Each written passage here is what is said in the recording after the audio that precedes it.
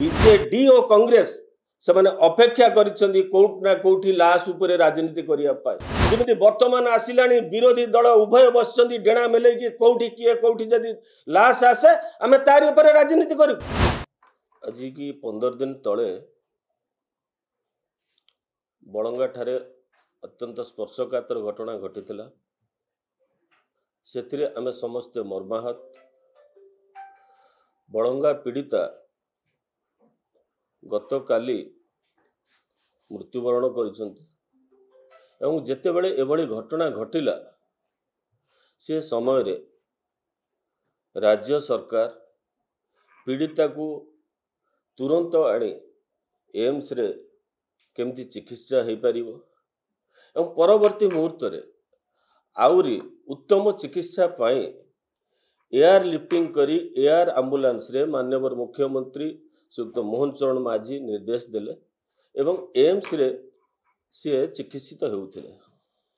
दुर्भाग्य से झियो आज आम पाखे नाही। सेतिपाई समस्ते दुखित समस्ते मर्माहत। माननीय मुख्यमंत्री मध्य से कथा कहि सारिचंती। समस्ते जेतेबेले एवं विशेष करी पीड़ितार बापा तार दादा एवं अन्य माने समस्ते कहउचंती जे जो भली भाबे राज्य सरकार सहयोग सहानुभूति और चिकित्सा करिचंती सेथिरे सेमाने खुशी सेमानक मनरे कोनोसी द्वंद्व नाही। ठीक अछि एभली घटना घटिची आमे समस्त समवेदना जणाइबा उचित। ता परिवर्ते गत कालीठू विरोधी दल राजनीति करिया पई आछन। एठारे कहि रखे सेई बड़ंगा पीड़िता जेतबे एठी एम्स रे ट्रीटमेंट होउथिले उभय विरोधी दल देखिथिबे आपण किमिति कंपटीशन ने बन यूनिटी आगे जो बड़ी भाव से आंदोलन कले सेतेबेले केवल यही पीड़िता नुहे अन्य जो पेशेंट माने थिले सेमाने मध्य इन्फेक्शन शिकार होइचंदी सेमानक ट्रीटमेंट ठीक हो पारे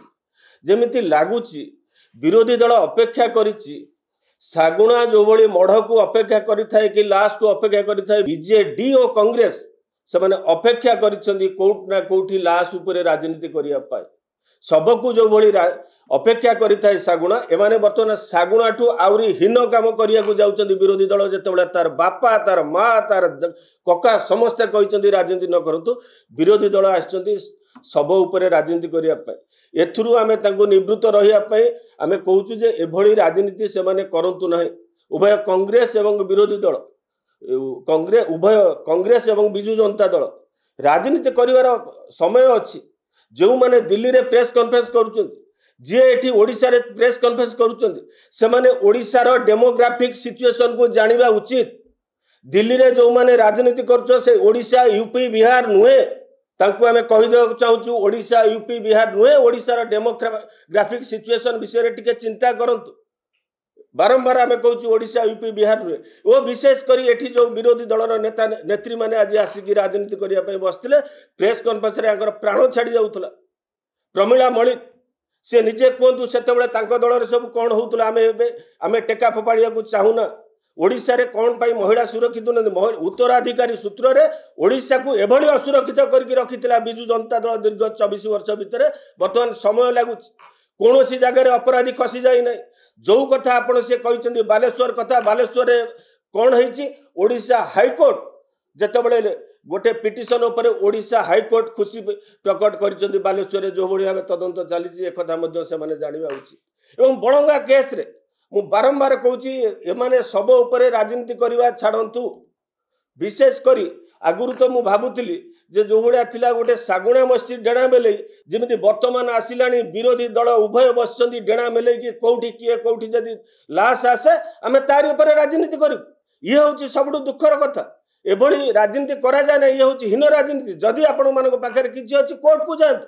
ताहा न करी को प्रकार राजनीति करूचंती कोन ना आमे राजनीति करिवु ए भली राजनीति रु निवृत्त रहिबा उचित। कारण एगुड़ा केवल सागुणा प्रकृतिर लोक जी होइथिबो से केवल करिवो एभली राजनीति। और विशेष करी आज प्रमिला मलिक प्रेस कॉन्फ्रेंस करूथिले से तो राज्यर सबु जाक हिसाब देले तांकरी घरे किए मर्डर होइतिला तांकरी सरकारी क्वार्टर रे जणे मरि जाइतिला तार हिसाब से रखि परिबे प्रमिला मलिक आमे तांको पचारुछु पचारिया जदिओ कथा नुहे आम तो कहीं से राजनीति करन टुकुनी साहू पूर्वतन मंत्री आसिक आज बर्तमान राजनीति करने प्राण कांदुचे टुकुनी साहू प्राण से कांदी जो स्वामी को हत्या कर मथारू सिंदूर जाइला सी जाकि नवीन बाबू पाखे कौन कही कौन नवीन बाबू न्याय देते कि नहीं टुकुनी साहू को सी ओडावासी पाखे स्पष्ट करूँ ना लाभ लोभर आज लाभ लोभ कथा कहते लाभ लोभ कुआड़े देखई दौरान कौ लाभ लोभर टुकुनी साहू से चुप रही सी राज्यवासी को जनवा उचित आउ जड़े तो रही बालेश्वर नेत्री आउ जड़े जी कहते सी तो अभ्यासगत भाव एमती विरोधी विरोध प्रकट करवा ओडावासी समस्ते जानते सी जेहेतु अभ्यासगत भाव एमती विरोधी छलना करती आम कौन टीका टिप्पणी दबा चाहूनु किंतु बारंबार आम अनुरोध करुँ विरोधी दल एवृत्त रो आउ जड़े कौन कर जुडिशियल इनक्वारी दाबी कर जुडिशियल इनक्वारी हो जुडिशियल इनक्वारी कौन मिल जुडिशियल इनक्वारी होता कलिंग नगर जो गणहत्या होता आदिवासी मानकर 13 जनकर हत्या होता से जुडिशियल इनक्वारी देते नवीन पट्टनायक कौन रिपोर्ट आसिला जुडिशियल इनक्वारी 14 कोटी टंका खर्च करके जुडिशियल कमिशन बसिला एवं जुडिशियल कमिशन जो रिपोर्ट देला से रिपोर्ट है हाँ 13 जन आदिवासी मानकर गुली रे मरीचंती 13 जन आदिवासी मानकर हाथ पापुली कटा है मांकर स्तन कटा है एटा सत किंतु किए दायी होची जीरो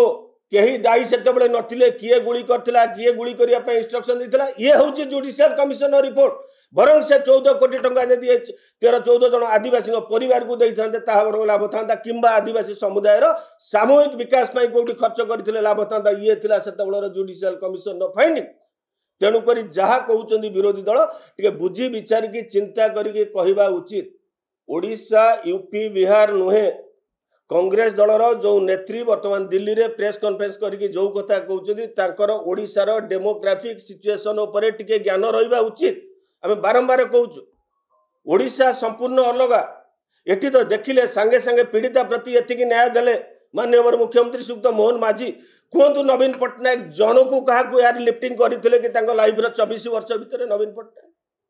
2 जन को एयर लिफ्टिंग करते नवीन पट्टनायक गोटे हूँ पूर्वतन मंत्री नव दास को एयर लिफ्टिंग करके आनी भुवनेश्वर को आउ जड़े होती पूर्वतन मंत्री सेतबेलर मंत्री थे प्रताप जेना को एयर लिफ्टिंग करके आनी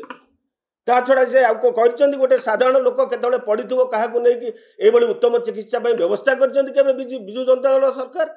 आज कौन से दाबी करने चाहूँ